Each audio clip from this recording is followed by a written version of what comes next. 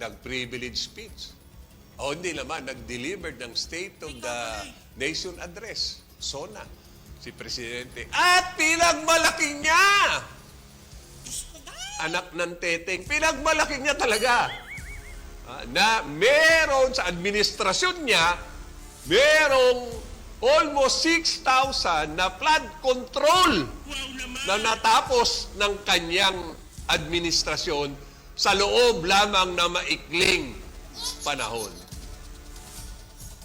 Pero mukhang may tumutol, hindi ho si Sara ang tumutol, hindi rin ang tao bayan ang tumutol, kung hindi ang Diyos at ang kalikasan.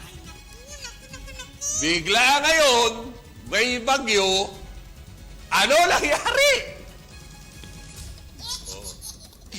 Baha rito, baha roon. Kaya, ang sigaw ngayon ng taong bayan, nasaan ang flood control na sinasabi mo? Bagay. Buti nga sa inyo. Baka wala ka siguro sa tamang pag-iisip nun. Baka nakatake ka. Baliw kaya na eh. Kaya, kumpiyansa ka magsalita na ang dami mong nagawa.